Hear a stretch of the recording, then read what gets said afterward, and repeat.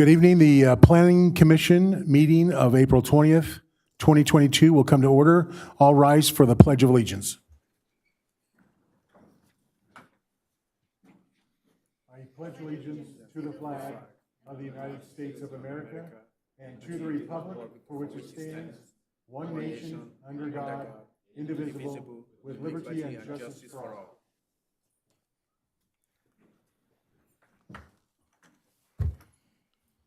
The secretary will call roll.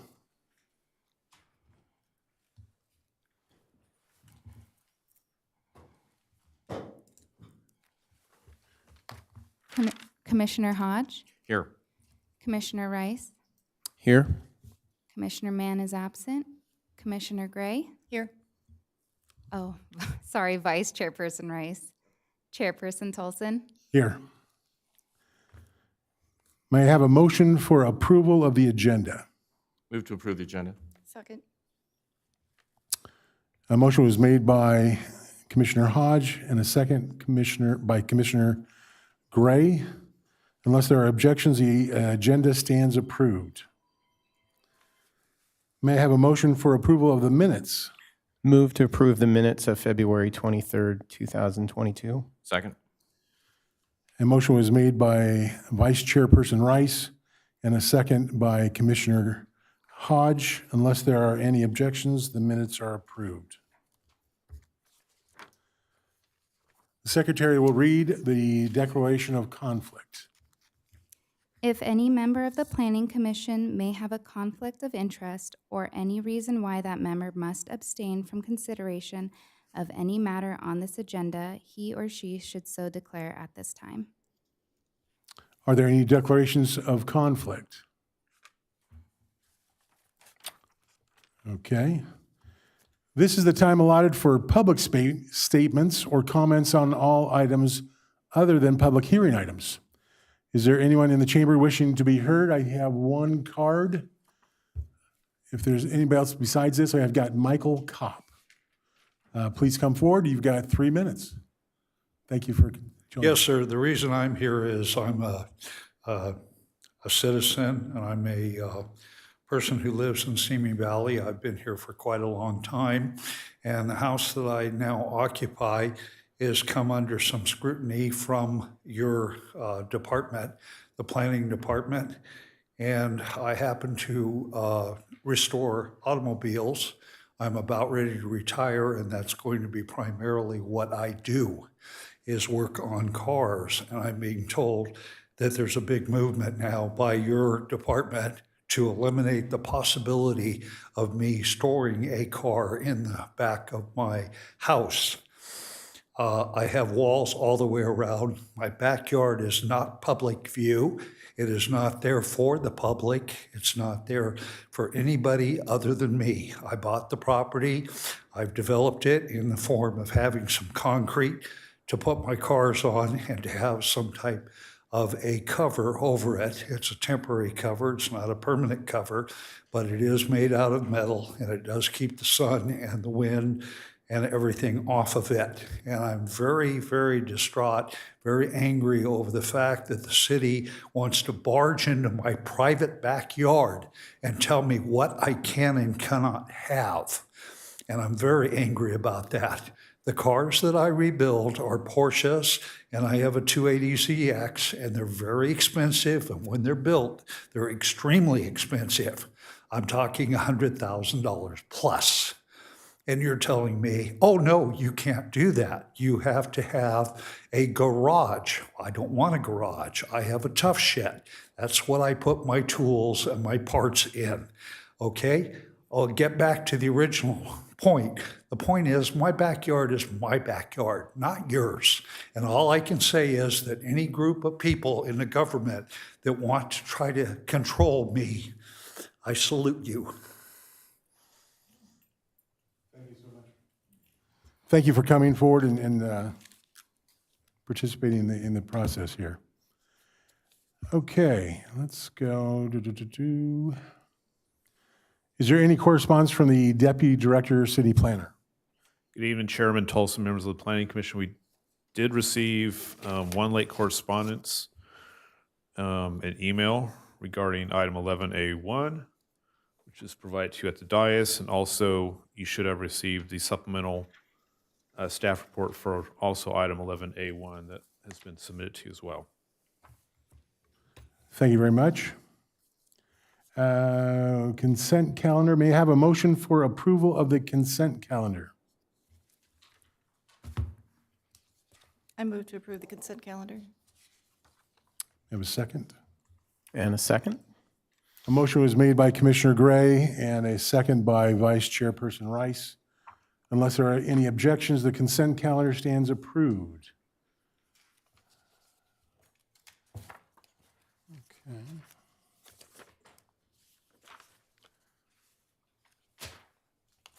We will move on to new business.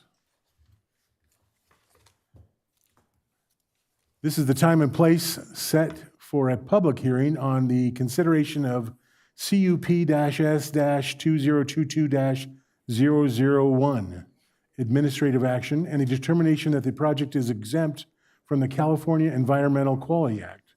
Are there any ex parte communications to report? Having none, may we have an oral report on this matter by staff? Good evening, Chairman Tolson, members of the Planning Commission. This is a request to operate a indoor recycling business at 4318 East Cochran Street. Our Associate Planner, Narn Gunasekara, will have our presentation. Good evening. The applicant, Maria Kachian, is requesting approval of an administrative action conditional use permit, CUP-S-2022-0001, to operate an indoor bottle and can recycling business. The project is located at 4318 East Cochran Street, as shown in this vicinity map and aerial. The site is located within an existing shopping center on the south side of Cochran Street at the intersection of Cochran and Winifred. The use in question requires an administrative action conditional use permit in the commercial plan development zone. The business began operations in April 2019 prior to obtaining this required approval. Complaints about the business led to inspections by the Code Enforcement Division, which verified the business is operating without the required approvals.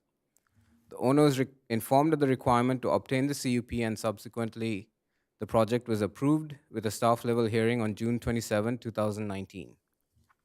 Conditions were imposed on the approval to mitigate impacts to the surrounding businesses.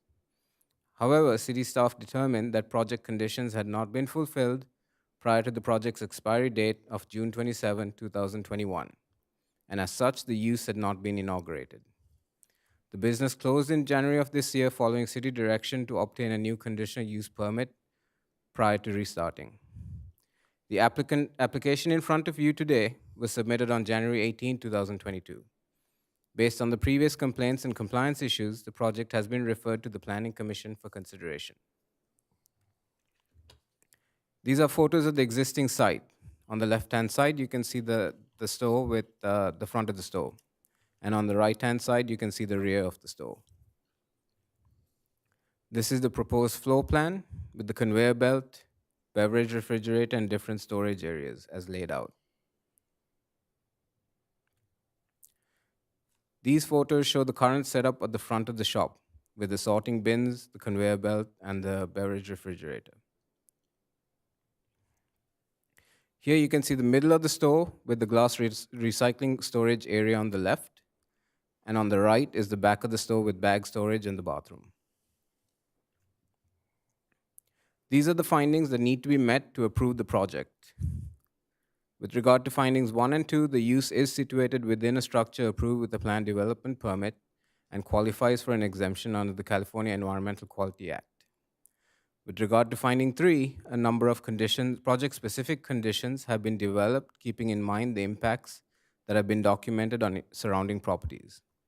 The Commission will need to determine whether these conditions are sufficient to protect the public health, safety, and welfare in order to approve the project. The project will be required to fulfill a number of conditions prior to starting the business and during the operation of the business. This table represents a summary of the 14 conditions. 14 project-specific conditions.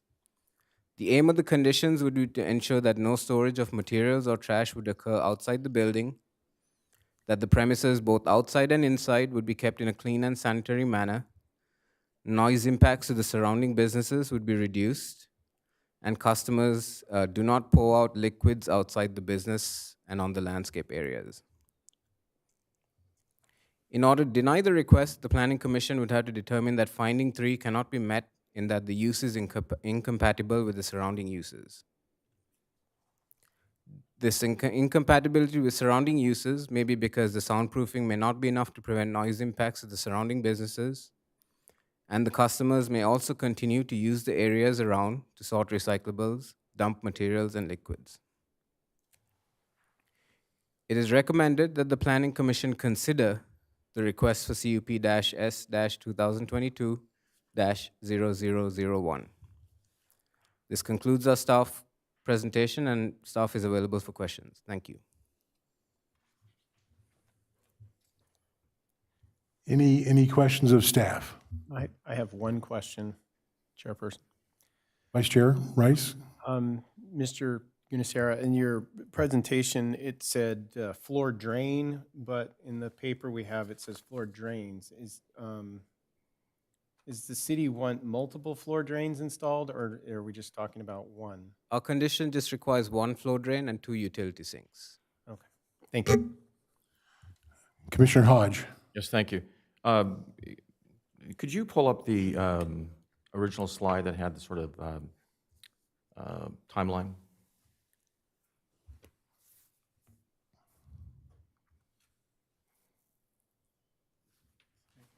Ah. All right, yeah.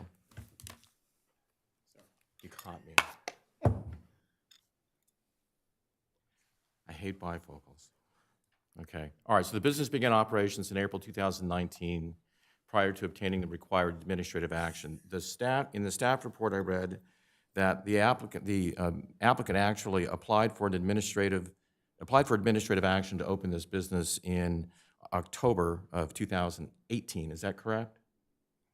That is correct, and they had received an incompletion letter, but I had not resubmitted. Okay, so yeah, so in a relatively quick time, less than 2 months, the city provided notification to the applicant that their application was deemed incomplete, correct?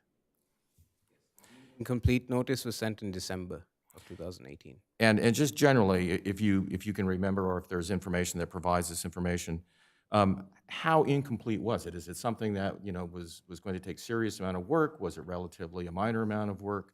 What was your thought about in terms of what was incomplete and what was needed? I was not the project planner at the time. I'm hoping the city planner has some information on that. Unfortunately, I don't have specific data on this level of incompleteness for that application. Okay, and generally, if you could give me a sort of a 5,000-foot version of what kind of information is generally required in this form of an application. So I know what kind of information is on it, and I can surmise, I think relatively, what it might have taken to complete the application. Is it a lot of information? I mean, it's something that would take weeks to obtain, or is this something that a person who understands their business and knows what their business plan is should be able to submit in relative short order? It's hard to say without actually seeing the letter, but because there's certain things that it's almost like administrative requirements, like the plans have to say certain things, like the zone, the general plan designation, things like that, and those are very often missed by applicants. Then there may have been project-specific requirements, like to show what kind of maybe soundproofing that they were providing and things like that. So without seeing the specific letter, it's hard to really provide direction on that. So was there any effort that the materials that we have demonstrate that there were efforts between the time that the application was deemed incomplete and the time of their opening on April 2019? Is there any history at all of communications between the business owner and the city between those two time frames? Again, I would need to defer to the city planner for that, as I was not the planner at the project, on that project. Yeah. Okay. Commissioner Hodge, again, I don't have the specific information for that application.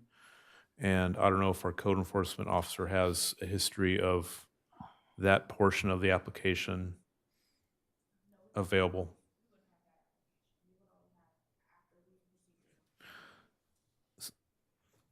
I'm sorry, what So was that, so that portion, that prior application, we don't have the exact data to present to you tonight as far as that history, but Very good. Ms. Bandy, did you have the No, I information? just wanted to repeat what I said. As far as code enforcement, we would not have received that portion of the application. Once we receive a complaint, that's when our investigation starts. So I can give you information after we received our first complaint about the business. Okay. And thank you very much. Could you do me a very favor much for being and here. introduce yourself as your, and what your Hi. title is? My name is Trinice Rose Bandy, and I'm a code compliance officer for Environmental Services Department. Perfect. Thank you. Thank you. Thank you very much. All right, so at this point, without knowing whether or not the applicant was attempting to work with the city, they opened up their doors in April of 2019 without the appropriate administrative action or without a application that could be deemed complete, correct? Correct. All right, and then the staff report indicates that complaints prompted code enforcement inspection, and that it was determined that in that process of an inspection that it was determined that the business was operating without permits. Now, at this point, do we have any indication, this is before June 2019, between the complaints that prompted the code enforcement inspection, do we have an indication of what those complaints were?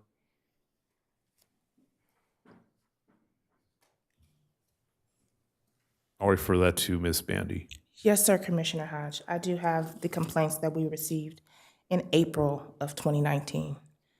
The complaint was that we received a call about filthy recyclables, dripping fluids, in very unsanitary areas. There was a trail of smelly and sticky substances on the pathway leading into the business, and patrons of neighboring businesses were being harassed and intimidated by the customers. Storage items and trash accumulation were also visible at that time, In what area? in the front area and the rear of the store. Inside the walls of the store or outside? No, sir, outside the door of the store, but in the front area where the parking would take place. Okay. And in the communicate, I take it that in that process, there would have been communication with the owner? Yes, sir. And what was the response? The response, I have that here. The owner's response were quick. They were very quick to respond. They just were never able to fulfill the required conditions to gain compliance. So when we would reach out to them, she was very responsive. And then the conditions would reappear? Yes, sir. Okay.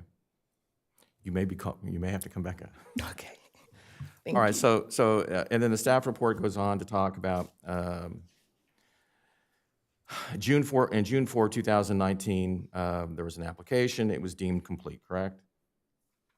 Correct. And so now the business is operating with the appropriate, well, at this point, had the application been approved? No, it was deemed complete on June 4th, and then the hearing was on June 27th, which is at which point it was approved. All right. And then after that time, there were complaints of ongoing violations of trash, of excess storage, of customers pouring out liquid in landscaping and on the pavement, correct? Correct. And the administrative approval on June 27, 2019 had certain conditions? Yes. And I take it that it's been determined that the applicant failed to meet all of those conditions, is that correct? Because it says the staff determined not all the permit conditions had been met and the permit expired due to lack of use inauguration. They were required to get a building permit to install a utility sink, which is not obtained. So there's conditions that need to be met prior to the business beginning, which are sort of like physical improvements, and there are conditions that pertain to operation. For example, pertaining to operation, you have to maintain the premises in a clean manner. That was not met, and then I'm not aware of a building permit that was obtained for the noise insulation either. I do know that there's a building permit applied for, but from what I remember, it had expired. Okay, because what I'm looking at is the staff report talks about the administrative approval in June of 2019, and then the staff report goes on to say through 20 and 21, the city continued to receive complaints. True? Correct. Same kinds of complaints? Correct. And then it was determined, I assume we're in 2021 now, that not all the permit conditions had been met. Permits expired due to lack of what's called use inauguration. What does use inauguration mean? So use inauguration means that you fulfilled the physical improvements that are required to begin your operation. So basically, like I said, if you need to install something, if you need to install noise insulation, if you need to install utility sinks, you need to get building permits for all those materials. The building permit is applied to, the applicant has to apply for the building permit to building and safety. That gets routed to planning as well, so planning is aware of it. And then once the building permit is issued and planning looks at all the conditions and determines that those conditions have been met, we issue what's called a zoning clearance. And at that stage, they can open their doors and begin business.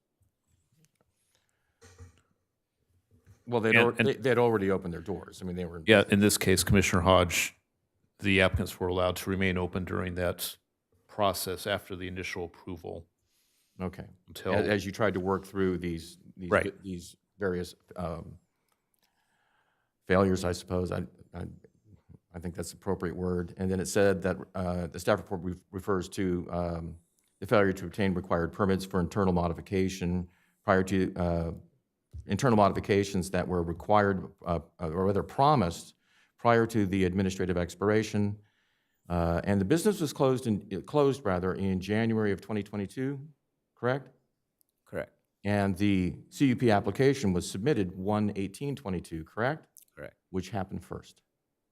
The business was closed first. How long was it closed before the CUP application was finally submitted? Well, the business is still closed right now pending this. No, that's not my question. My question was, we were just told that the business was closed I take it by action of the city and Ms. Bandy, you have some information on that? You want Yes, to bring I- that forward, please? I might defer to the code enforcement for that. Thank you. Yes, the business was requested to be closed by the 5th of January. They were closed by the 5th of January, so if it's the 18th, then it was closed for 13 days prior to them applying for the, submitting the application. when you say requested, Yes. now, what would have been the potential enforcement or penalty had they not closed on January 5? Then we would have continued enforcement. We asked them to close in good faith, that, that they were prepared to, at this time, obtain all the permits that were necessary and do all the things that they stated they would do in order to get the business running in a professional manner. And in terms of the complaints for various sanitary conditions, et cetera, Yes, sir. when was the last time that those were observed or complained of? The last complaint received? Yes. I have the date here. The latest date I have for a complaint received was March 10th, 2020. But the business, 2020. 2020. Okay, good. Okay, those are my questions. Thank you very much. You're welcome.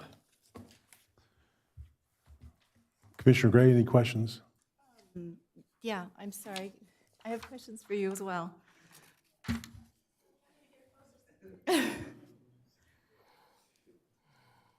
So you were saying, going back off of what Commissioner Hodge was saying, is that April 2019 was the first complaints. How many complaints between April 2019 and March 10th, 2020 did you get from 16. 16 complaints? And were they all about the same issues, or were they all different, or? Some were similar, some were different. Okay. I have a few here if you'd like for me to Yes, share them. please. Okay. We received complaints about metal bars being built over the trash enclosure in the rear. We received a complaint in regards to trash service. We received complaints in regards to the smell and the noise from the cans and bottles being sorted. We received complaints about egregious, malodorous conditions and empty broken bottles being dumped in the grass area. Anonymous complaints based on customers arriving at 5:30 a.m. and sorting cans in the rear of the property, creating conditions and having a negative impact on neighboring businesses. Regarding the front door being constantly left open. Regarding storage of mattresses, sofas, and other miscellaneous items visible from the front or rear of the property, the homeless sleeping in vehicles and parking areas, and illegal dumping. Regarding a hauler inspection, an illegal bin at the site. We also received complaints regarding open beverage spillage in the front, landscaping missing in the island near the entrance, storage, trash accumulation, paper boxes, bags, and trash in the rear of the business. Customers compiling and sorting recyclables in the outdoor walkway in front of the store, both the front and rear doors of the business open. Dried beverage spillage was observed in the rear parking lot of the business, built up dirt stains coming from the beverage containers within a 50-foot radius of the recycling business. Double drywall installed into the interior walls. Sound was still audible from the front lobby and adjacent tenant and outside businesses. You want me to continue? No, I think that's enough. Thank you. Okay, thank you. That's, I think, the only thing I have at this point. Thank you. I've got a question real quick. Yes, sir. What would be a complaint for a door being left open either in the front or the back? The sound and the smell. The sound from the bottles crashing into the barrels or being dumped into another bin. There's a business that does cakes on one side, and there's an edible arrangement store on the other. So customers would complain about the sound and the noise and the smell from the spillage in the front landscape area. When you mix beer and wine and sodas, it gives off a foul smell if it's not cleaned. So that was the complaint in regards to the doors being open. That's why the condition stated for doors to be kept closed. And what would you suppose the reason why the doors were left open? I mean, Customers. Okay. Customers coming in and out. I'm sure the workers weren't opening the doors, okay. but customers coming in and out would probably leave the doors open. You wouldn't expect the customers to open the back door. No, sir. So that was left open through determination by the employees then? Well, the back door was changed to a roll-up door. So the door went from being a regular open-closed door to a door that went up and down. So I know they did their pickups in the rear so that it didn't cause any friction in the front of the business. So when they go around to the back and send the trucks to pick up the cans, I suppose that's why the door would be open to retrieve those items. And do you have a determination date-wise when that roll-up door was installed? The roll-up door was installed, I'm thinking sometime in 2020, but they've corrected that since then, and they've put back the original type of door that should be there. So the roll-up door was put in without a permit? Yes, sir. Okay. Okay. Thank you. Thank you.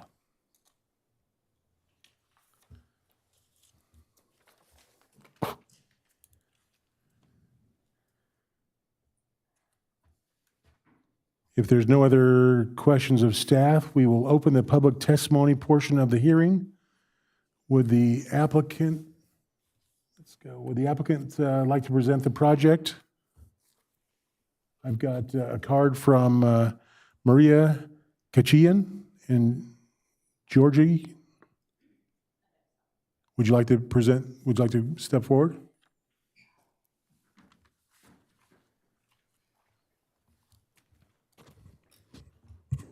Hello.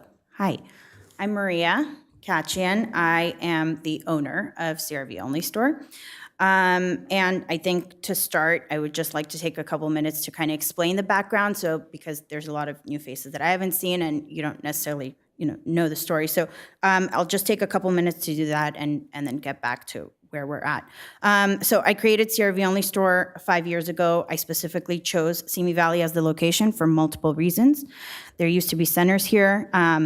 They closed down, and really they had very unhappy customers. They had awful reviews. People were waiting over 40 minutes to an hour in line just to recycle outside in parking lots in awful weather conditions, whether it was too hot, it was raining, dealing with tons of flies and bees circling around them during this time.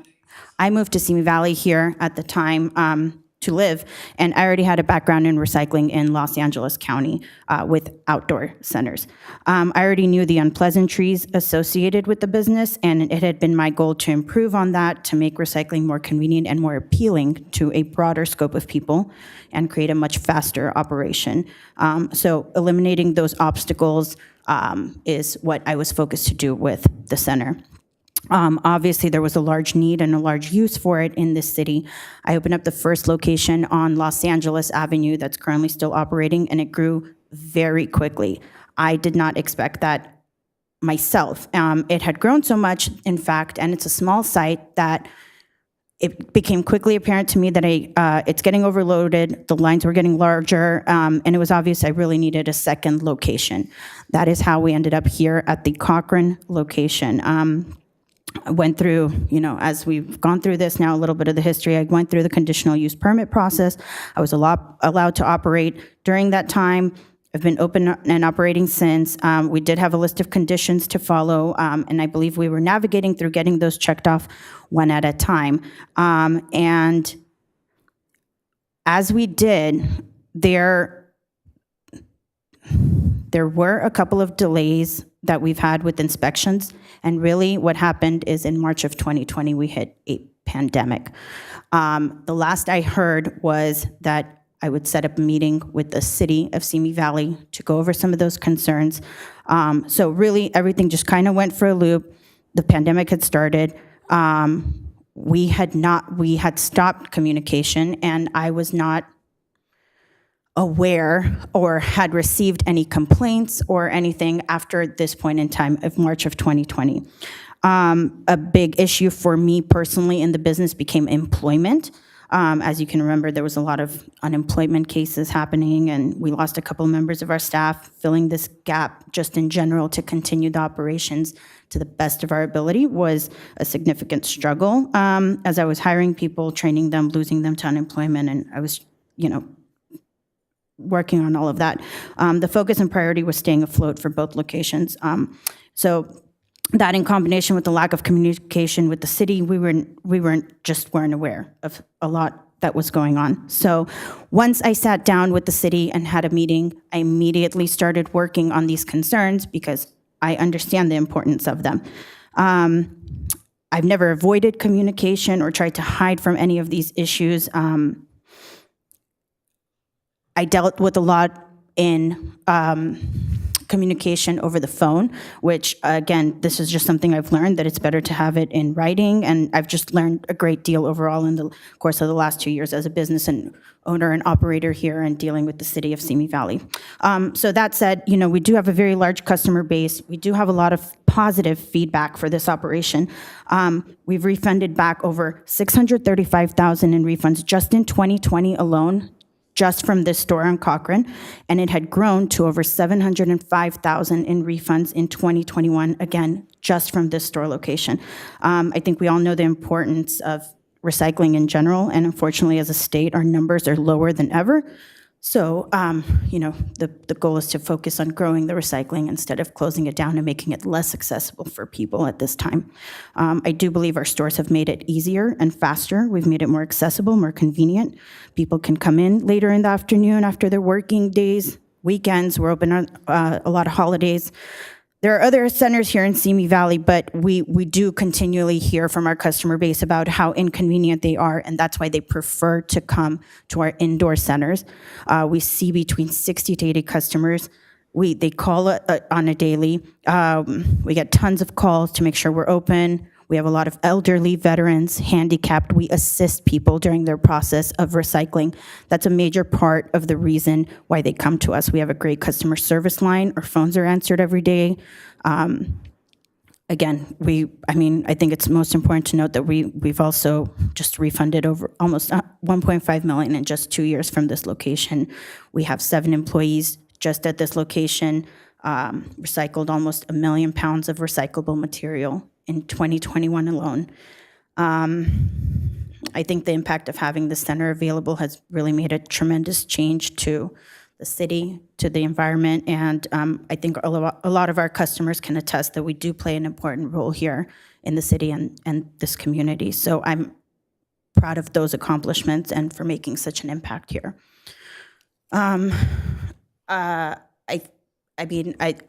If there are specific, I think, questions or conditions I'm sure that you have specifically for me, I'd love to get those answered as well, just from the information that you've gathered here over the last half an hour. Did you want to add to that, or? Anything else? My name is Georgie Avedasov. I'm Maria's partner. She said a lot of great things here today. Obviously, our first indoor recycling center was a pilot program. We started here in Simi Valley. We love the feedback from them. It is a brand new concept. We're gonna make mistakes, and we're very sorry for making those mistakes. As some of the inspectors said earlier, our last complaint received was March 20, 2020. If we have gotten anything else prior to that, I know it's our job to be on top of that, but honestly, if we have gotten anything regarding any of those complaints, we would have moved real quickly on those. We do have a family. We have 3 kids together. We are trying our best to operate this location while the COVID was going on, while the kids were at home because the schools were shut down. There's no excuse for failing, like you said, but we are here to make sure that we do our best moving forward. And since the time that we got the letter to cease, all of the concerns that the city had, we had fixed them right away. We put extra insulation on the walls. We did the door, fixed the door so the door automatically closes. As said before, the roll-off door was fixed, so the city could see that we were trying to improve. And as they said, as a good faith, they asked us to please close down until the hearing is here.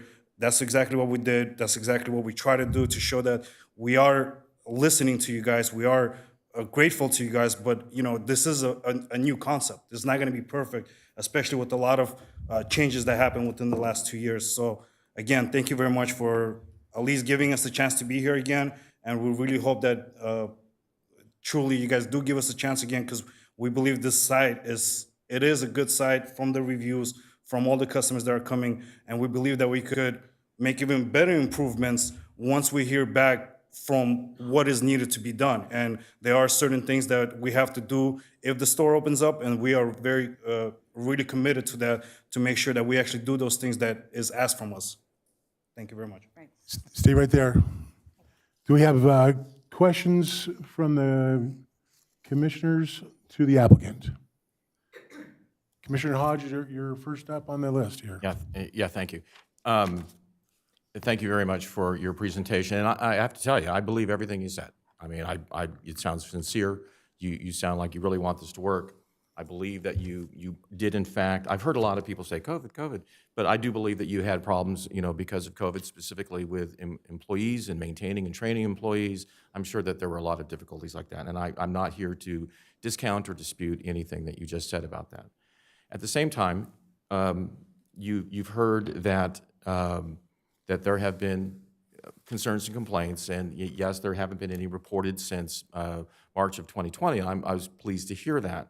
At the same time, as your business grows, and I can see opportunities for things to occur, and I try to take a look at what you can do to avoid things and to avoid some problems, and I wonder about compatibility, whether or not this is actually this location is actually compatible for what you want to do. I know that you can't control your customers' every action, and people who show up at 5 o'clock in the morning to separate their bottles and cans in the back and probably make a racket and upset the people in the single-family homes to the west of you. I'm sure you were aghast when you found out about that, and you come in and you find people have dumped things behind your business from time to time. I'm sure that this is something that you're concerned about. Have you, this? I'm real curious about the other location though on Los Angeles Avenue. Where is that? It's on Los Angeles Avenue between Yosemite and Cooner on the east end of Simi. What kind of business? What kind of shopping center is it in? It's also a smaller and commercial lot. We're located in between a massage parlor and a hair salon. It's also an indoor concept. It's set up pretty much the same as the store on Cochrane. It has a front door for access for customers to come in and has a back door access for us to be able to. Have you had problems, same kinds of complaints with that location that you've had with this location? The issue with the Cochrane location, there's a green path or planter right next to our store where the Los Angeles doesn't have it. So a lot of people think that they're doing a good thing by spilling the water to the planter. And I think that's the biggest difference between LA store and this store. LA is all concrete. There's just parking lot. There's no way to spill any water or spill any water for the tree. And that's one of the biggest thing that I see the differences. And I think we've now determined through the series of conditions, the Cochrane store does not have floor drainage, just like the Los Angeles store does. Doesn't have what? It doesn't have floor drainage. So when we sweep and mop constantly because of the nature of the business. And so everything's getting kind of swirled around. And so we do our best with the utility sink and cleaning everything up. But I think the biggest concern with, for example, the scent of it was that there's no floor drainage at the Cochrane location as opposed to the one on Los Angeles. I'm trying to visualize the location of the Los Angeles Street one, and I apologize. I'm going to ask you again. Where is that located? We actually have a photograph of it, Nora, if you want to pull that up on the big screen. There it is. So it's about a couple hundred feet east of the Starbucks on LA Avenue, over just east of the fire station. It's east of Phoenix Ranch, the old Phoenix. Correct. East of what? The old Phoenix Ranch. Are you saying it's just east of that new Starbucks, that drive-through one? That is correct. Correct. But on the opposite side of the street. Right, on the south? So for whatever reason, you don't have people littering here or dropping off things in the back, for whatever reason, this location doesn't have those problems. And the property Correct. But The microphone. the property owner, now a Cochrane location, there is a new property owner that has been taking care of the property a lot better. The previous one was from China. She lived in China, and she had a property management that really wasn't taking care of the property. At this location, they do have maintenance and all of the other stuff that the Cochrane location prior to about 6 months ago or 7 months ago didn't have that. Do you have the same kind of insulation at this location that you have at the other location? the Sound dampening and We insulation. do. We've installed that at this location as well. Because originally we did have complaints and concerns, not so much from the massage parlor, interestingly enough, but from the hair salon. And we had some noise issues with that. And that's how we came up with the soundproofing system. So we did that at both. When did you put in the soundproofing materials in the Cochrane location? Or is that not already done? It's been completed, yeah. Right. What about, is there any sound dampening for the ceiling? So we had not had that. So there are a few additional things that we've done ever since we sat down with representatives from the city in December of 2021, early December, in which we went over these conditions, had the opportunity to do what I guess should have been done in March of 2020. But 3 weeks or so was left for us to be able to just show what we could. And that's when we did the installation of the sound barriers up to the ceiling because they had not been there before, and a concern was that maybe it's because noise is traveling through the ceiling. So we got that completed. We installed the camera system that allowed for the two-way communication and the motion detection. And again, there were just a few weeks before we had to close the store, but we saw results from that even in itself, because we not had that, just like we didn't before, we weren't aware that somebody was in front of the store way prior to it even opening. And we were able to communicate via the system to let them know that they're not able to do that, and, they had stopped. But again, there was not enough time to, I think, prove that some of these conditions could be met with what we could do, because we had to close the store. This store opened first on LA? It did. What year? 2018, earlier Well, in 20... whatever year. In juxtaposition to Cochrane, how much sooner did this location open?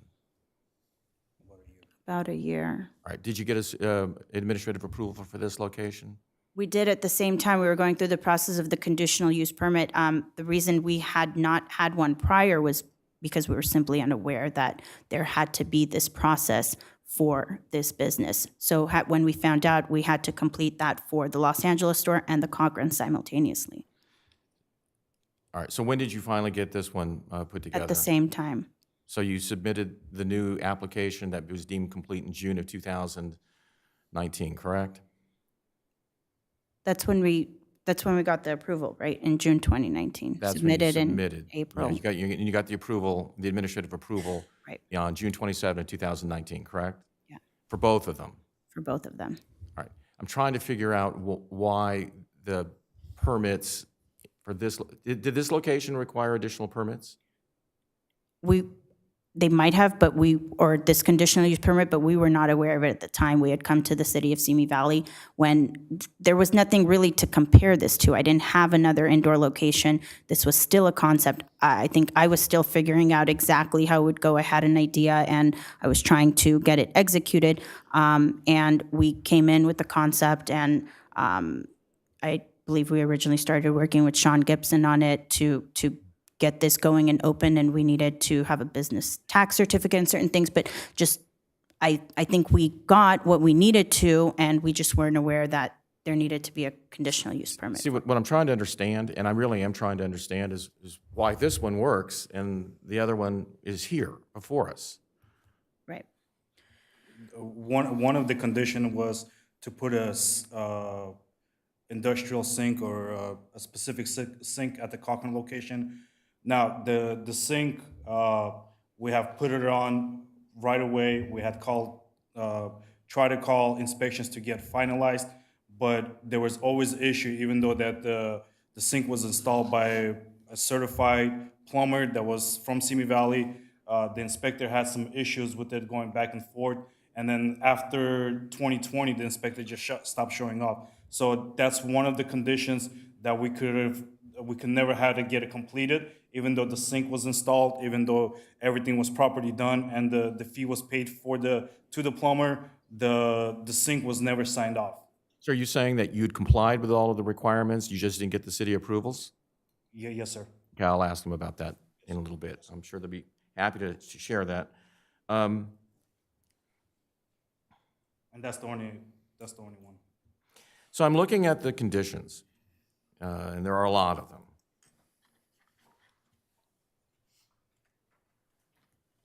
Can we put those 14 on the screen, please? The very first one, A4, maintain, repair, and replace all structures, landscaping, et cetera, within 50 feet of the front and rear entrances of the recycling business. And I'm a little surprised, frankly, at that. I mean, 50 feet from your door overlaps doors from other businesses, and I don't know what, I'm looking at this, to ensure business surroundings continue to be maintained in a clean manner, suggests to me that there is a perception that your customers, I'm not saying you, your customers were doing things to damage other properties and to not keep them clean, and to create sanitation issues for your neighbors' businesses. And it says to prevent impacts of adjoining businesses and members of the public. What's your thought on that? With all due respect, I think it's easy to put the blame on anything that happens on that lot on us because we're the recycle center. And I think we've gone through that process, and there are definitely things that we've come up with that we can improve with our staff and cleanliness and taking care of the lot. But there were issues prior to us even opening this location as a recycle center of people dumping things and having things there. And even at the meeting, when we were in discussion with it was brought up that we would still be responsible no matter. So if somebody dumps a mattress, which is not something we recycle, or a couch or anything, even on, in any of the trash cans that are located in the back that we don't necessarily even use sometimes, there's just different possible issues, and they all just kind of end up falling on us as the recycle center. It's just associated then with us, and not necessarily sometimes because of us or our customers. All right, recyclable pickups must occur at regular intervals. You've got that worked out? Can you repeat that? Recyclable pickups, which means, A9, A9. A9. Yeah, we definitely have a specific time for when the trucks come to pick up certain materials, certain days and times. We have a breakdown for that as well now. Just And tell me what it is. Well, it's basically in the morning between 8 a.m. and 10 a.m. A box truck comes to typically load our plastic and aluminum, which are the most recycled materials. Every other day is between 10 a.m. and 2 p.m. is a glass pickup. And during the time the glass is picked up, there is a trash bin that's dedicated just to our trash in the back of the store that is physically collected as well during those glass pickups. And aluminum? That's picked up every morning. The plastic and aluminum typically go together. And A10, 2 utility sinks must be installed at the business. Has this been done? We've never had that as a condition. This is the first time I hear of it. We've only had to have one, and we do have one. So you're not aware of this? Well, this is something new. I'm not entirely sure what the purpose of 2 utility sinks would be, because it would still be doing the I same think the use. concept was so you could stop pouring things in buckets and having buckets be taken back and pouring into. So I think that would be better suited with then having just so perhaps maybe I'm just not understanding. Then that would be a sink in the front, just like we have at the Los Angeles store, where people can obviously wash their hands and exactly for that purpose, they can dump any extra liquids or anything down that sink drain. So But then- that's not there now. That's not currently there. We had one that the inspector didn't like, essentially, and we went a little bit back and forth with that, and I think maybe that was part of the reason, but we're open and willing to install, like we said, floor drains and a front utility, sink for customer use and for the dumping of, Commissioner liquids. Hodge, the more specific condition is on page 13 and 14 with the additional detail for that mop sink. Bottom of page 13.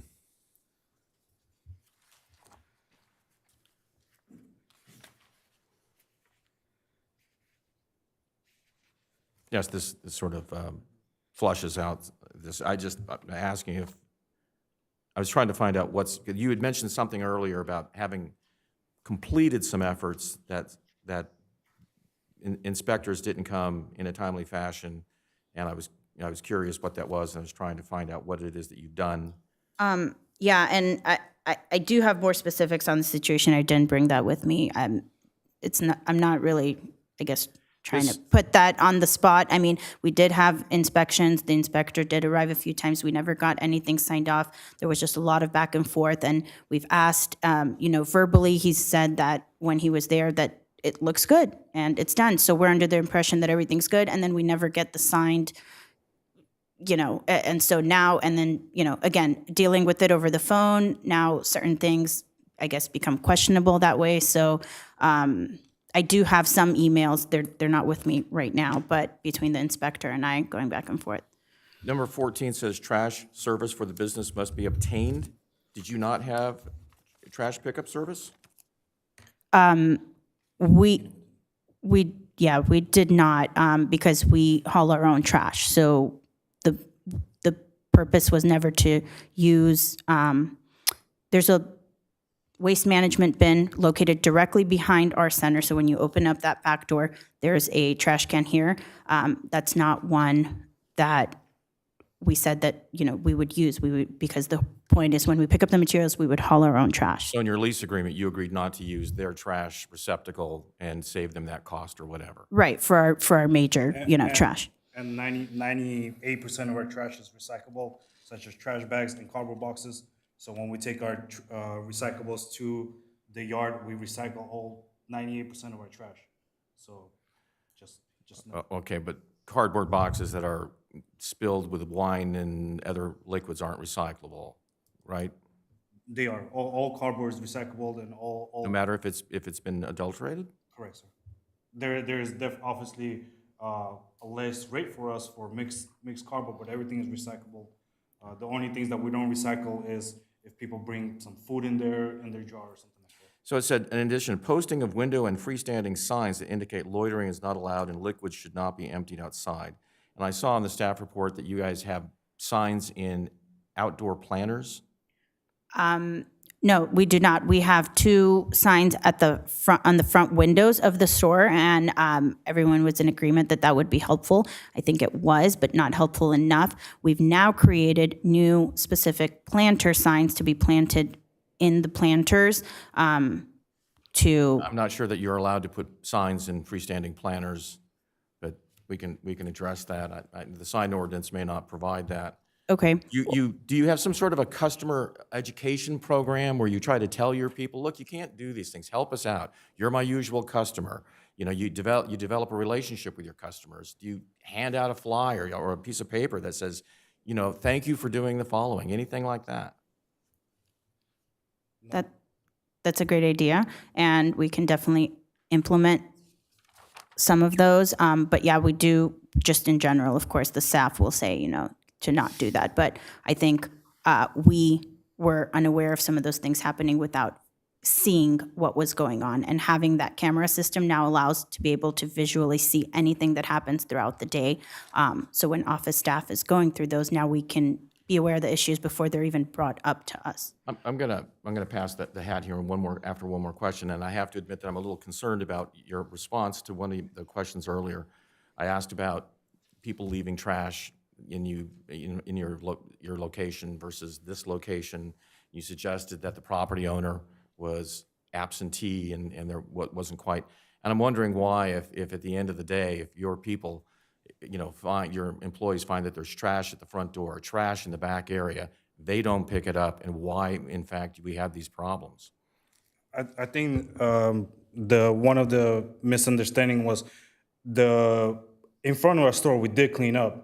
There's a big trash can behind us, which is about 50 yards from our back door. And when we met in December, the city said, well, you're required to take care of everything that's 50 yards behind you or around you. We said, okay, we didn't know that. We'll definitely start doing that. But everything that was in front of our store and anything that was behind our store within 10 to 15 feet away from us, everything was cleaned up. Everything was swept up. Everything was done. There are trash cans behind us that are maybe 30 or 40 feet away, or there's corner units that are empty that had trash cans that had trash there. We didn't pick up those trash because they were further away and they were in a different unit. Now that we realized, after the city has told us, hey, you're responsible for things that are about 50 yards away from you, then we told our employees, hey, make sure that if you guys actually visually see anything, whether it's right behind you or if it's 100 feet away, go pick up the trash and go throw it in the trash can. That was the thing that we did. But anything that was in front of our store, it was constantly swept up. Anything that was behind, when we load up our trucks, we will sweep up right after our trucks will be gone. So right behind us and right in front of us, we would take care of that. I think the 50 yards, we weren't aware of it. 50 feet, Yeah, 50 feet. 50 feet, yeah, 50 feet, we weren't aware of it, so we right away took care of it. I apologize for interrupting you, but I'm going to ask one more question. You guys are not absentee owners. You work the stores?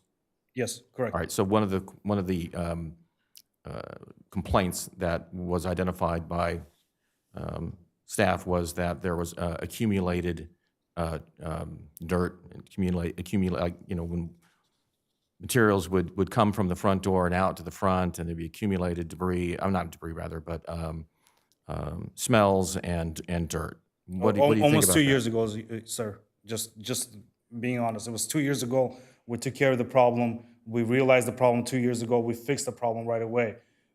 Our last complaint, again, was March 2020.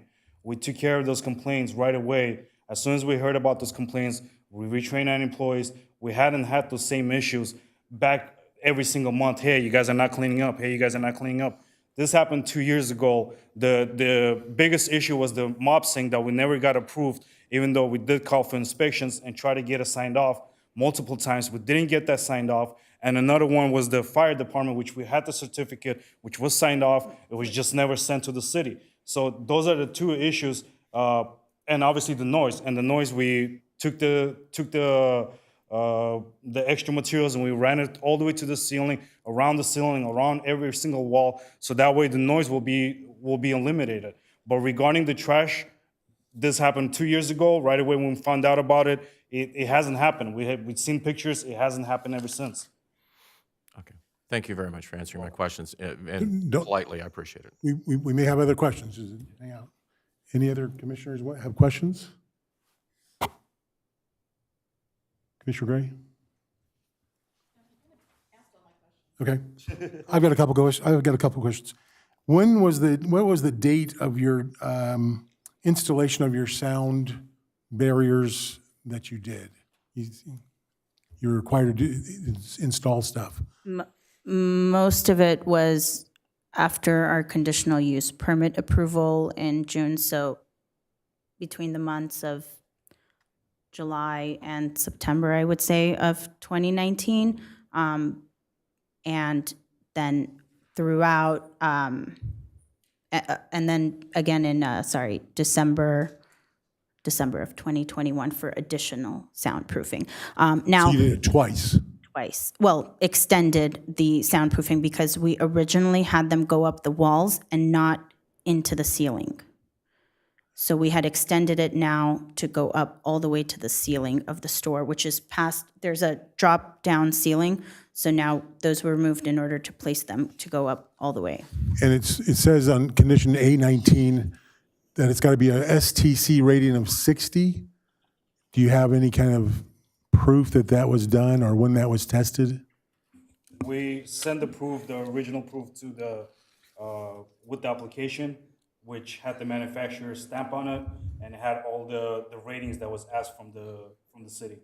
So we make sure that those are compliant when we went and purchased the materials. I don't have the copy with me here, but it was with the application that from the manufacturer, the noise levels. Perfect, thank you. Now, on your LA Avenue, do you have cameras and microphones there? We do now as well. We've just installed them over here as well, just How to, recently?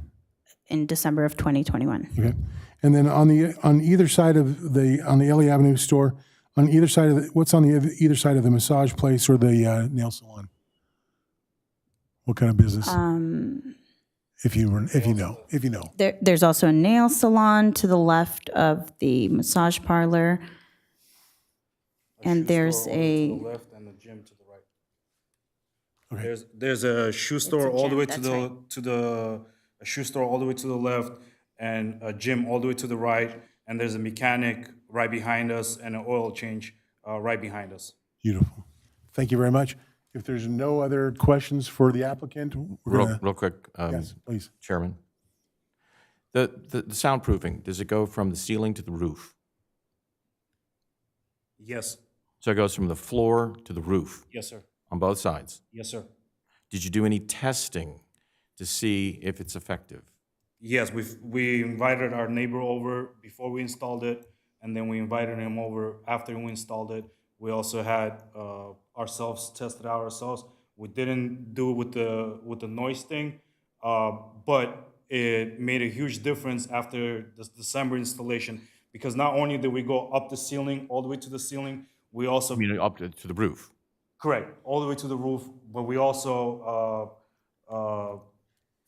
the walls that were in between the units inside that separates our storage from the front, we also installed that. So now the noise was literally, especially when we were separating the glass or anything, was literally impacted inside of our store. So it made a huge difference. What was the reason why people were complaining about smell? I think part of that could be because of this drainage system, but ultimately, I don't think we had enough scent diffusers, or, we installed those again in December of 2021. We've installed 2 commercial grade air diffusers at the store, and they're making a big difference as well. What's an air diffuser? They're on 24/7, and they diffuse a certain scent.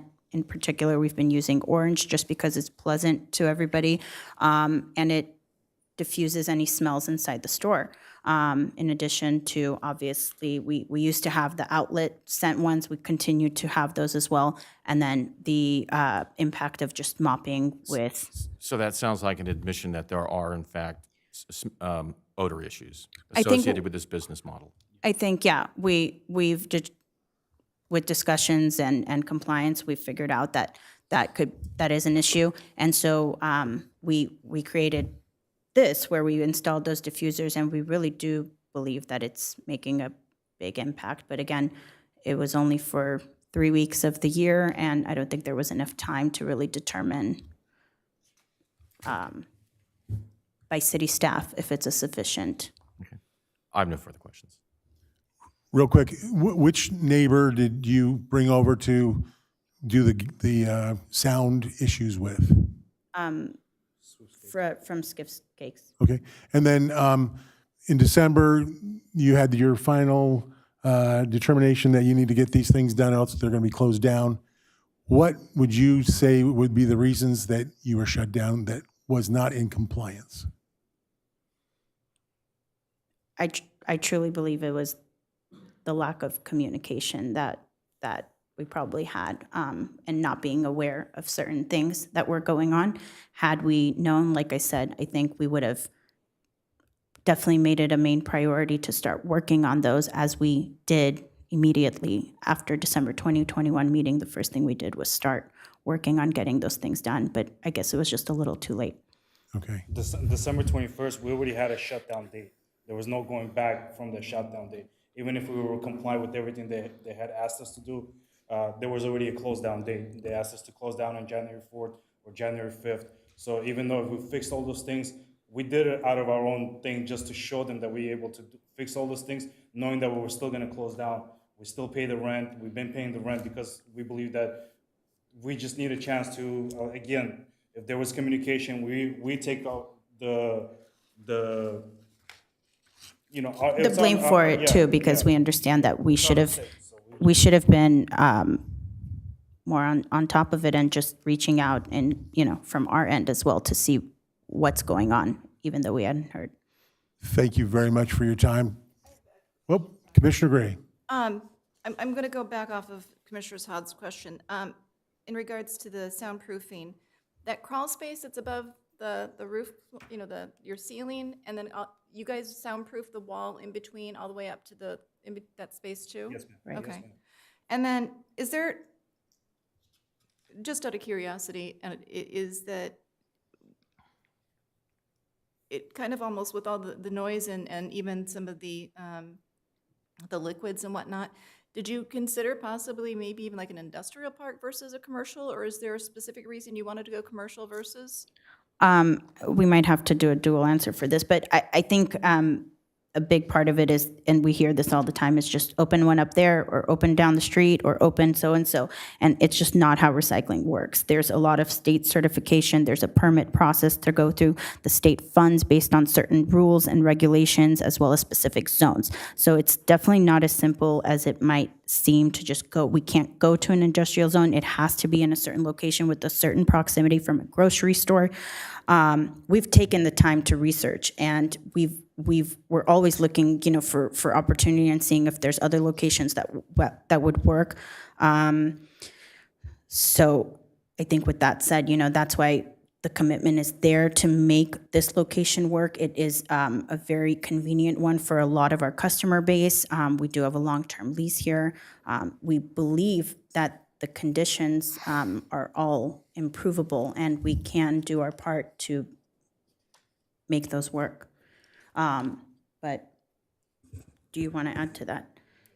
Just exactly what she said is, also dealing with property owners and the kind of business it is. Not everybody wants to deal with recycling centers. Not everybody wants to deal with all of this stuff, but we're here. We want to be part of this. Again, this was a pilot program 5 years ago. It is taking off. Everybody loves it. We've been in Simi Valley. We do everything in Simi Valley. We do all of our businesses here. Our trucks are filling up here. So we want to be part of this city. We want to be in this location. If there's, again, more things that we could do to show you guys, because I think this is a beautiful business model. And hopefully one day the city will be extremely happy and extremely proud of this kind of business in their city. Thank you very, very much. Maybe stick around. We may have some more questions. Thank you so much. Okay, so that is the presentation by the applicant. Questions to the applicant? We have members in the chamber who would like to be heard on this matter. I have got 3, and we're going to go in the order that they were given to me. We're going to have you come up forward, and you have 3 minutes. First, we have Steve Skaggs.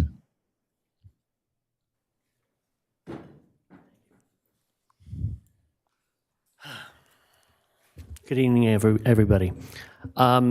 There's a lot I'd like to agree with right up front with regards to what they're saying. I'm an advocate of anything that is a business that is trying to make a difference, especially with regards to recyclables, and the idea that people are actually able to make money with those recyclables rather than just expect that they will be taken away by the city. I'm all for that. I also think that in terms of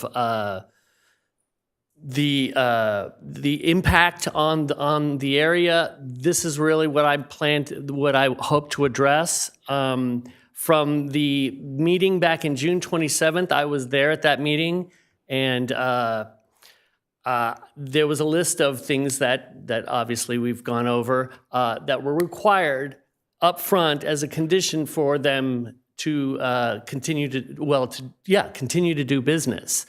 You're still talking about those things right now. You're still wrestling with, they're speaking about improvements that still need to be made, that should have been made right at the onset. The fact that they're still wrangling back and forth about diffusers and other things that could have been brought in and could have changed things, changing the amount of insulation so that it went all the way to the roof. I can tell you now, I remember the meeting that you and I had. He was with me when they kind of did a dress rehearsal of taking a bunch of bottles and putting them into another container. And you said to me at the time, I can still hear that. So it's a problem. It has been a problem. It was a problem until the day you shut them down. The smell, operating with the door open, it's impossible for them to not operate with the door open, without the door open. Between the need to get people in and out, the amount of recyclables that might be brought in by any one person, it's impossible for them to do business with the door closed. It's impossible for them to do business with the back door closed. The installation that they've done, I believe they've done that. However, we can still hear it every bit as loud as it ever was. I don't know what insulation they're using. I'm a musician myself. I know the value of insulation, and it has not done anything to mitigate the circumstances at all. With regards to we're held to a very high standard as a bakery by wastewater management, by the city. There are things that they have to do just in order to keep the place clean. I do have pictures, by the way. I don't know if that's even necessary at this standpoint. They have to wash things off of their driveway. They just have to. It gets sticky, and it's from people bringing things in that are dripping with the remnants of whatever those bottles were containing before. So, am I done? Keep going. Go ahead, Okay. finish up. Well, all I'm saying is that the circumstances that were laid out at the very beginning, that were designed to make this a business that was compatible with the other businesses on either side, it's still a problem, and it's a big problem. And there are other aspects of this that really, they're not your fault. The clientele, some of them, it's all walks of life that come there. So it's not specific to people who just need that money for those recyclables. That said, a certain percentage of their clientele doesn't respect any of the things that another business might have to contend with. They don't care. And so I sympathize with your whole situation, because while you're right, a lot of the dumping is not recyclable dumping. It's mattresses and shopping carts, a lot of shopping carts. And, okay, fine. The point is, I understand what they're up against and what they have to deal with. I simply think that this business should not be next door to a bakery where smell is primarily what we're all about. And to be inside the bakery, having this incredible experience, and then come outside the bakery, and literally it's stifling. Mr. Skaggs, I'm sorry, Commissioner, Chairman, I do apologize for interrupting you. I would like to ask this speaker a question before he leaves. Sure. Mr. Skaggs, Yes. you heard earlier that the last complaint that apparently city staff was presented with occurred in March of 2020. Right. Is what you're saying is that your business, although maybe you hadn't made a formal complaint, you're still having the same issues irrespective of whether or not you've made a formal complaint? Yeah, I would only want to bring the pandemic into that as well. We were working with the city, and they'd asked me to submit a letter. Once the whole thing went upended, we just dealt with it. Help from me that out. The point. last 3 months of the last quarter of 2021, did you still have the same smell problems, sticky floor problems, et cetera, et cetera? Absolutely. All right, thank you. Thank you very much. All right, you're very welcome. Okay, next up is Richard G. Please come forward, and we're going to try and limit you to 3 minutes, but not anything less. Okay. Good evening, everyone. Yeah, I'm just going to tell you, I call them like I see them, and this is based on my own personal experiences. I have no problem with people opening up businesses, but unfortunately, I don't know if it's just a sign of the times or the correlation of what was going on, but when that business opened up, I noticed that behind their building and on Winifred became kind of like a vagrant magnet. And normally I'd let these people stay there for a couple days, and then I would text the resource officers and turn them in and tell them, well, you need to go out and help them or do something with that. Basically, if I had a nickel for every shopping cart I took back to Vons or wherever, then they were always loaded with boxes, like used trash bags, that sort of thing. I would take all that stuff, put it in another bag, and I would throw it away. I do that constantly. And there was even one time I had found 6 shopping carts, and they were all like, around that little area there, right in Winifred and Cochrane. And deliberately, I put them together, put them in front of their business, right in front of the front door, just to see what they would do. And next thing you know, there they were, right there on Winifred. So I thought, well, I guess this isn't a business that respects the neighborhood. So I loaded them up in my truck and took them away. Free dump day is my favorite time of year. All those mattresses they're talking about and furniture and that sort of thing, there again, I load all that stuff up and get rid of it, because what ends up happening if you leave it there, and I've called the city before about it, but you don't really get a lot of action because they tell you, well, I got to, call the owner, we got to write him a letter, and it's not worth it. But if everybody was halfway smart, all you have to do is just put it out there on the curb. Then it belongs to the city. But a lot of people don't know that. So there, I go ahead and I take advantage of that, load all that stuff up and get rid of it. Other thing too, I thought it was kind of odd that the city would allow a business like that to be next to so many, well, a bakery, a restaurant, that other,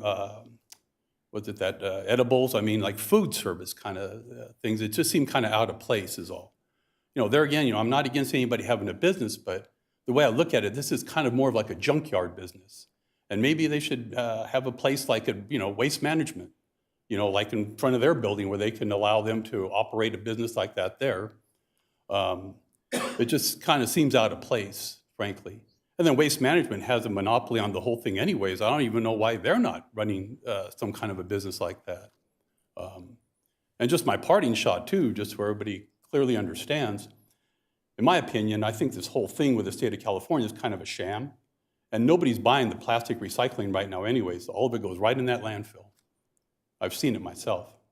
The only thing that people want is aluminum primarily. Even the glass bottles, nobody wants those.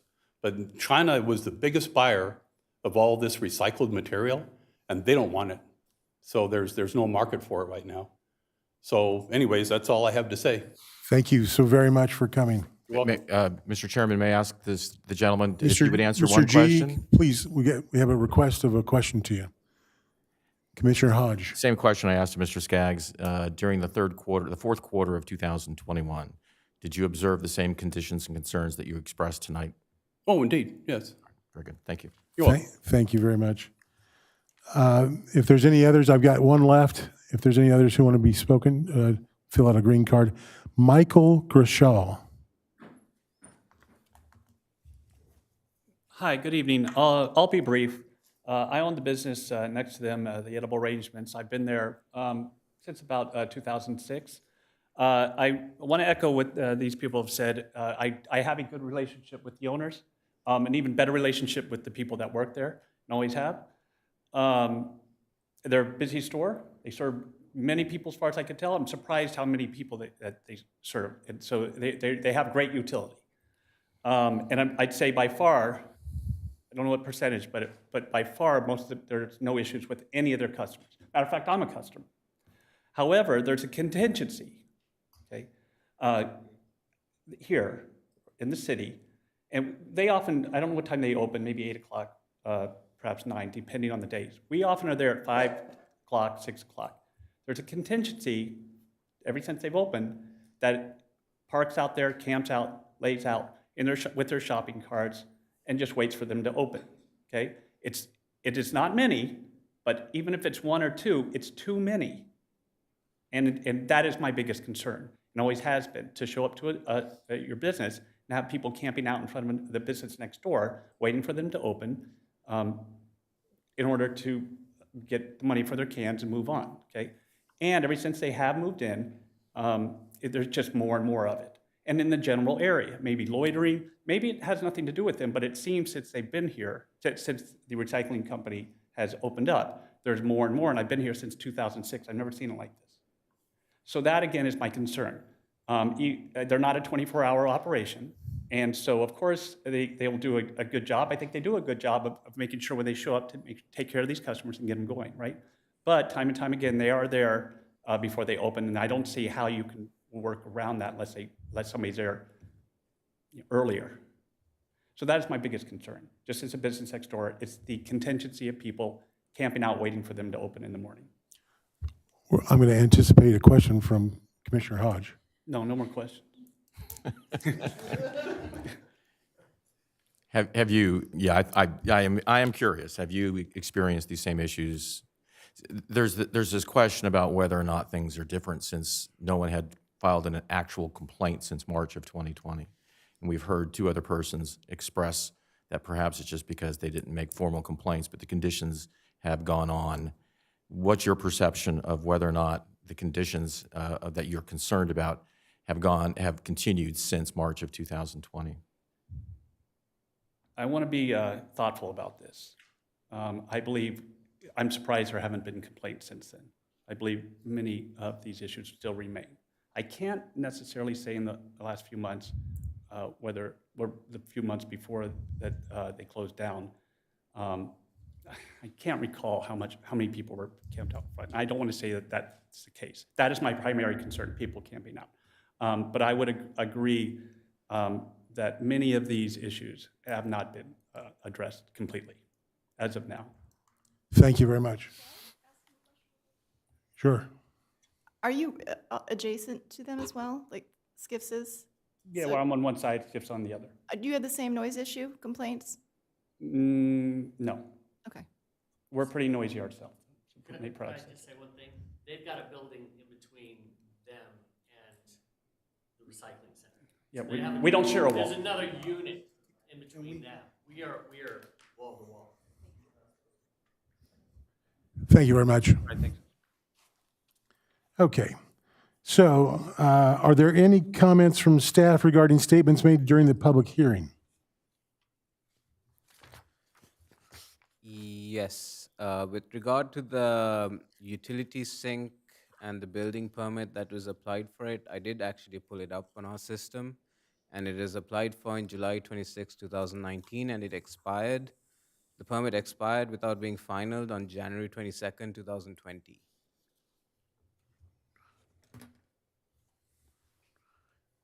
Any others, comments? Yeah, Chairman Tolson, I could add a few additional comments. I just want to make it clear for everyone that the conditions in your staff report today are the proposed conditions should you choose to pick that resolution for approval. These are not the same conditions that were in the prior approval. They were worded differently. Some conditions were added with additional details in this round to be more specific and more enforceable, and to try to address many of the issues that came up. Regarding condition A17, there's a condition about freestanding signage proposal. That is a proposed condition to have a 12 square foot maximum freestanding sign with that information. That would probably be considered a non-commercial regulatory sign, which would probably be allowed in the sign code with this if this condition was picked. And then regarding the condition 819 with the noise acoustic barriers, the city never really inspected the noise acoustics at that time. This proposed condition added additional references to the amount of acoustical SDC rating. So that's a new component to a proposed condition, which was not previously there. We did meet with the applicants back in early December, advising them that their permit had expired the previous June, what was that date? June 27th, and that they would need to apply for the new conditional use permit, which they did, and that some of the things they did in the final 3 weeks was not something the city requested or would evaluate during that time. That was, I think they did mention that was on their own.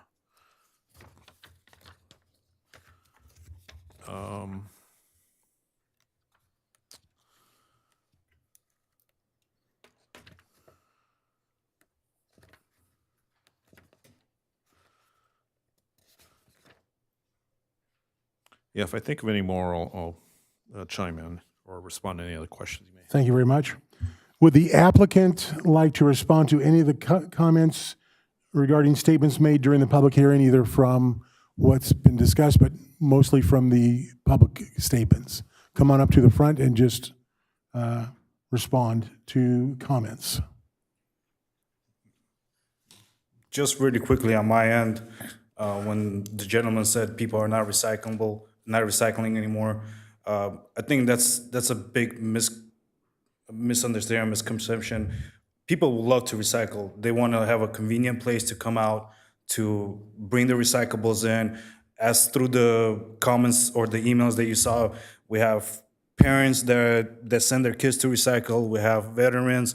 We have different groups of people that come out and want to recycle, are doing their part to make sure that these things are not end up in the landfill. Because if they do get in the landfill, they're just forgotten about it. We actually do recycle everything that whether it's plastic, glass, aluminum cans, cardboard boxes. So anything that we're able to recycle, we are recycling. It is a business, but we're trying our best to be in this niche business that everybody's trying to stay away from. And the reason that we did open an indoor recycling center is for people to not think of recycling as a junkyard. This is not a junkyard. We don't take metals. We don't take none of the stuff. The stuff that we are refunding is the stuff that you guys pay extra 5 cents or 10 cents at the store. Most of the times before we came in here, there was a conception that only homeless people are recycling and nobody else is recycling. We did our research that Simi Valley had over 80,000 per income annually. And we brought up this to the city and said, hey, we actually think that the people that are buying more at the grocery stores will more likely to recycle at our store because they will feel more convenient. And I believe that we have proven that and shown you in our reports that it's not just homeless people that are recycling, it's the families, is the grandmas, is the grandpas, is the kids, because they want to proceed and continue on into the future with recycling. And they find this to be a more appropriate, more safe, more convenient location than others that exist in parking lots, behind shopping, behind grocery stores, things like that. So there is that. I do want to say thank you, and I do appreciate the neighboring tenants coming out and being honest and giving, having their voice be heard. Definitely with the concern from edible arrangements, that was something that came up, and that was why it was so important for that camera system to go up, because we just didn't know that somebody was there at 6 in the morning or at 7 in the morning, and that issue existed, and that is not our intent at all. And that was definitely something that within those 3 weeks of being open at the end of December, we feel like we already started the process of making sure that that wasn't happening. The person really in particular who was doing that was talked to avoid that happening again. And we would continue to make efforts, obviously, with our entire customer base and communication and making these changes happen, right? So with our office staff monitoring the camera system, with our employees communicating properly with our customer base, and ourselves, of course, in implementing those changes and making them better. We would just like the opportunity to be able to show that we could do that. Thank you very much. If there are no further questions, we will close the public testimony portion of the hearing. Are there any comments or questions from members of the Planning Commission? I have a Commissioner or Chairperson. Vice Chairperson Rice. To staff, Mr. Gibson said it a minute ago. I just wanted clarification on that. That you said that our specific conditions include the sound rating of 60, and that's not something that was ever measured up to this point. Is that correct? That's correct. The prior condition did not have measurable criteria. So they could have put in sound dampening, but we have no idea if that sound dampening reaches this threshold or not, correct? Correct. Okay. Any other questions or comments? I have just a question in regards to the sinks, because if you look on page 10, And they made a comment, like applicants at one point, about a mop sink. I thought it was on page 10, maybe it wasn't. 13? What is it? Page 11. 14. And it says that one sink is supposed to be in the front, one is going to be in the back area near the restrooms, but it says that the rear one is to be labeled for mopping. Is that a specific type of sink? Because I've seen them for like restaurants where you've got an actual mop sink. It's like, it's, That generally referred to as utility sinks, so it's more commercial sinks. So You're talking about we've given specific sizing that's required in the condition, mhm. so that they're sufficient size and not like, residential small sinks. So Got if it. you read the condition, there's specifics on the size that we want to see. Right, it's not one that sits on the floor, though, that a mop goes into. No, it's It's a regular Yeah. utility sink. Yeah. Thank you. Any other questions or comments? Okay.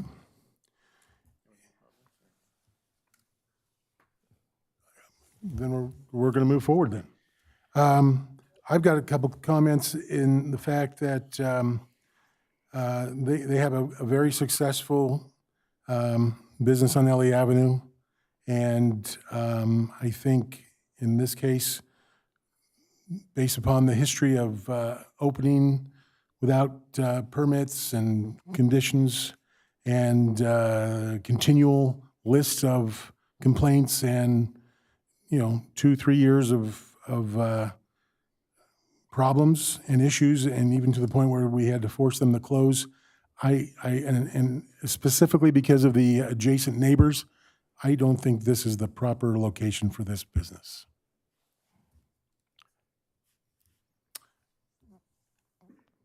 Commissioner Hodge. Thank you, Mr. Chairman. Every time I say that, I want to say, Mr. Chairman, state of Iowa. But anyway, I honestly, I'm impressed with the applicant. I'm sorry, yeah, I guess they're the applicant for the conditional use permit. The history did not leave me sanguine about supporting this at all. The history was pretty rough, but taking aside all of that and just trying to take a look at the specifics of the business, its impacts to its neighbors, and whether or not this is compatible, which is what a conditional use permit is primarily looking at with the remaining businesses that are there. I do believe that the owners have come to the table finally recognizing the issues and have stepped forward after a very long history of not being in compliance, and suddenly is trying to do what they really should have been doing since the beginning. And then I take a look at that this business has been open for years, and the problems that the business has gone on for years. And the businesses, and I believe them just as I believe the applicant, has come forward and told us that the conditions and the problems that this business model and how it affects their businesses is continuing to this day, even after you haven't had any complaints filed with the city since March of 2020, but that doesn't mean that the problems haven't persisted. It surprises me that one of the problems that people didn't talk about up here was vermin. You have people leaving, Coke and wine and these kinds of things, and I would think that these businesses, I don't know if you wash it down every night or whatever, but it surprised me that nobody was talking about vermin, but I suspect that since there was no evidence on that, I'm not going to make any kind of finding based upon that because there's no evidence. At least that was presented tonight. But what there is evidence of is that there continues to be problems with odor. There continues to be problems with sound. There continues to be problems with people getting there too early in the morning and some issues that are associated with that. With people who collect items for recycling with certain implements that belong to grocery stores and then leave them there. That there are things that are endemic to this particular business model that in this particular location don't work. It appears to work on Los Angeles Street with a different set of businesses by them, but it does not appear to work in this location with the businesses that are there, which is specific to what a CUP is all about, as far as I'm aware. So, I mean, I look at this, and I said from the beginning that I believe everything that you said. And I believe, I like the idea that instead of people throwing aluminum cans in a container that Waste Management hauls away, that people are actually getting cash for it, and people who need that cash. And I like that service. And I like the fact that there's another location where you can recycle directly, and you don't have to drive further over to Los Angeles Avenue to your other location, and you save some miles, and you save some pollution, and all these things. But that's not entirely the issue. The issue is whether or not it's compatible with the uses that are already there, that are meet the zoning requirements. And I just don't see that this one is. I think it's a difficult situation. I really respect the businesses who came out and their appreciation and respect for trying to present things in a very objective fashion and to be realistic without becoming emotional. And I believe everything that everybody told us tonight. But my conclusion is that this business model in this location is not compatible with other businesses, and I can't support a CUP. Any other? Vice Chairperson Rice. Okay, well, I agree largely with Commissioner Hodge said. I've been trying to figure if these conditions would mitigate these issues to the point where it would be okay. But I'm just kind of baffled that this was approved in the first place in that location. I mean, next to a bakery. I mean, that is mind-boggling to me. And then there's the restaurants and edible arrangements. I just don't understand it. I mean, it'd be one thing if it was at the end of the building even, but right there, it's just bizarre.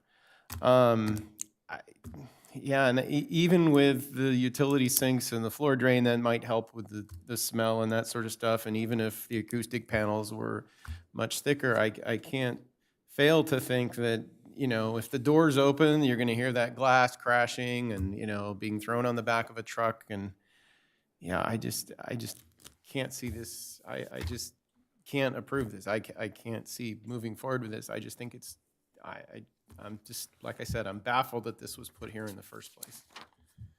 And I love the location. I mean, the distance from the store, I think that's absolutely the right, distance from places like that. I think your model is great. It's just, this is a horrible location for this. I really believe that. So. Thank you. Commissioner Gray? I am a huge environmentalist, and we recycle almost everything. We have very little trash that goes into waste management, and we're really kind of proud of that, and we're trying to find the third bin that fits underneath the sink. So I really applaud what you're doing, especially since those locations that you used to be able to take any sort of recycling has really kind of disappeared. So I really applaud you for doing this, and to provide that service for those that, unlike me, give it to Waste Management to deal with on the recycling business. But, I know that, to be able to have your children or somebody bring that in and get some cash for that is really a service that a lot of families do need. At the same time, though, as listening to everybody's comments and the concerns, I do have the same concern as how did this conditional use permit even get approved to begin with in that location with I think you've got Canada Japan's down the street, right next to a bakery and edibles. And I'm not, sorry, sir, I don't remember what your business model was, but it just doesn't seem like it fits that area. Maybe if it wasn't so much food and delicacies that it would make a better fit, but considering what's there and what's been there for years and years is I have to agree with the rest of the commissioners. Thank you very much. We have our Commissioner Planner has a question.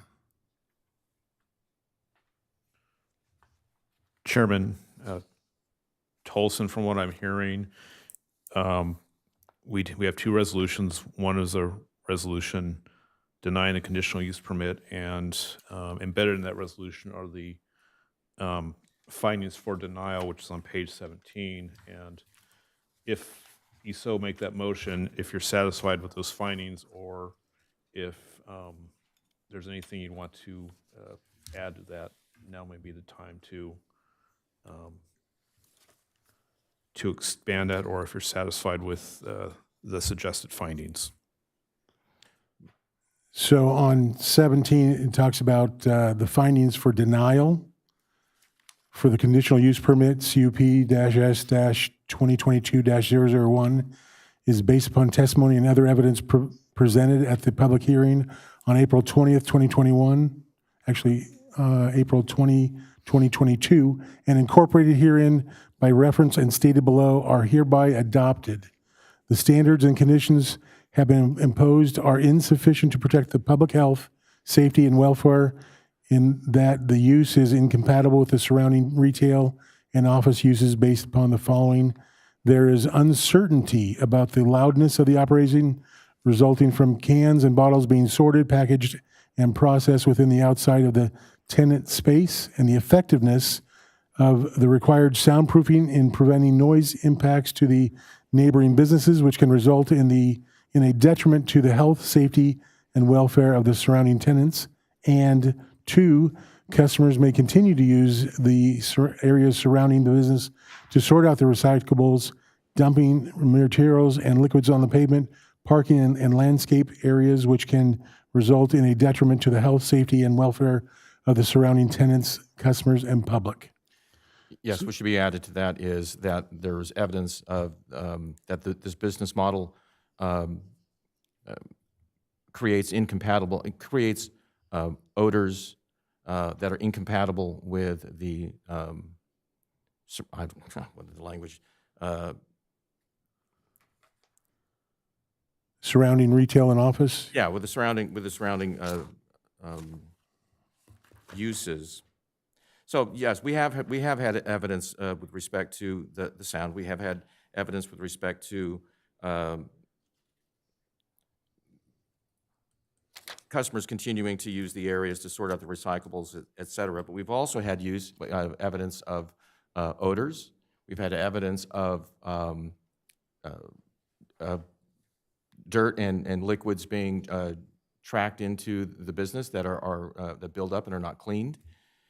And I don't think that's something that that can be abated, because it happens every single time could happen every single time a customer comes in. Apparently happens sufficiently often where it's risen to a problem, and we heard evidence about that. So I think that those could be added accurately into the reasoning for denial of the CUP. I would second that. Do you have that written down? So what we can do, if the motion is going to be to deny the resolution, the recording secretary could read the title of the resolution. We can come back to finalize that resolution on the next Planning Commission item under consent to adopt the language at that meeting, but your denial would be tonight, but the final resolution would come back to you for final approval at the next meeting. Does that? Sounds good. Assistant City Attorney, does that make sense to you? Yes, you do. Okay. Thank you very much. So may I have a reading of the resolution? Resolution number SVPC 05-2022. A resolution of the Planning Commission of the City of Simi Valley denying conditional use permit CUP-S-2022-0001. The chair will now entertain a motion.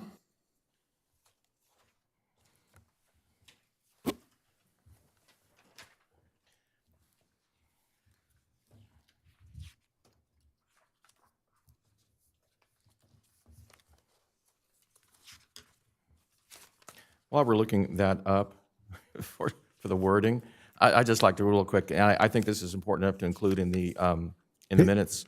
Page 9.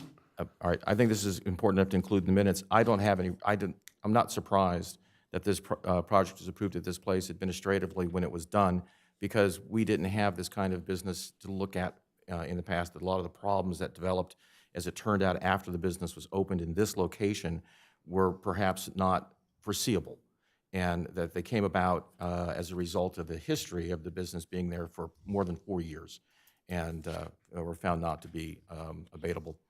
So just adding that, I think that should be in the minutes. Okay. The chair will now entertain a motion. I will move to adopt a resolution denying CUP S 2022-0001.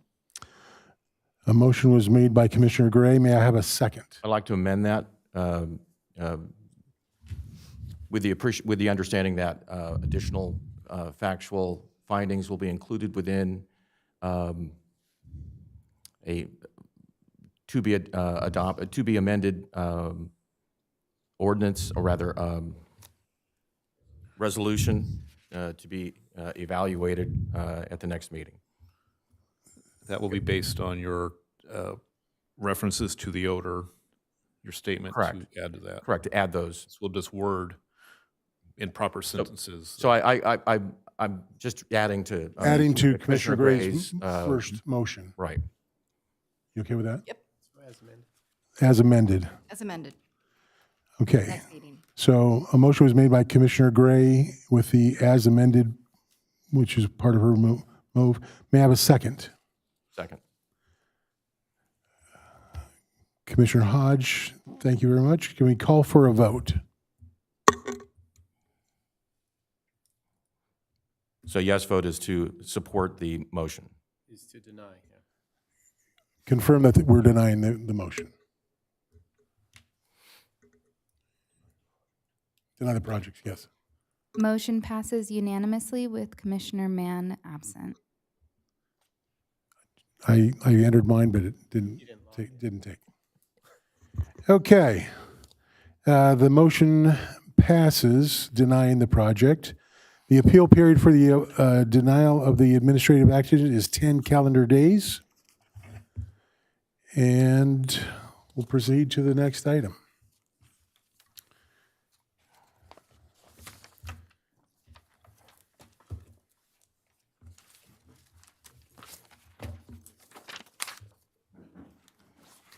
That will be 10 calendar days from today, which will be today's April 20th, 2022. All right. So we have one other item of discussion, which is all about, oh, let me get to my paperwork here.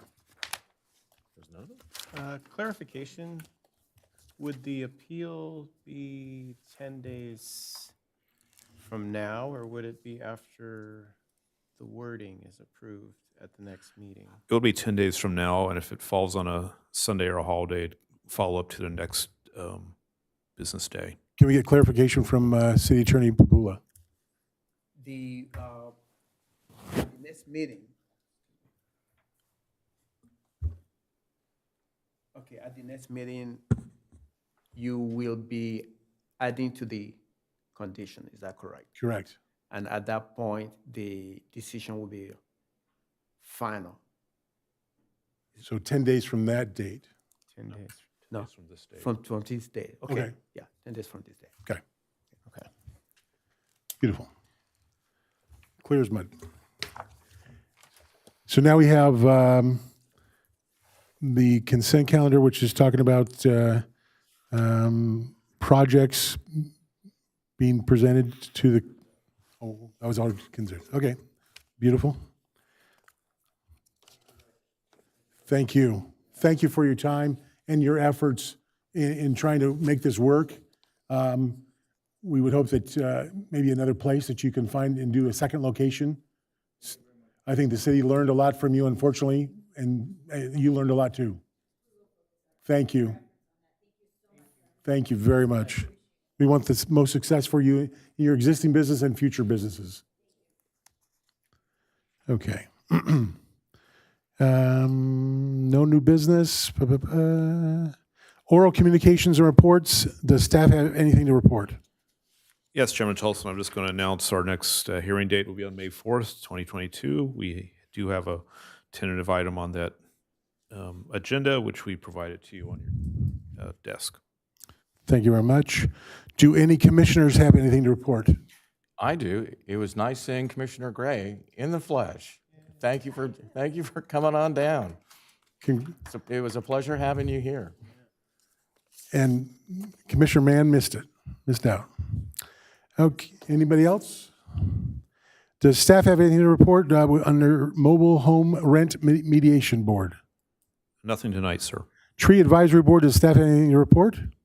Nothing tonight. This concludes the meeting of April 20th, 2022. The next scheduled meeting will be May 4th, 2022. This meeting is adjourned.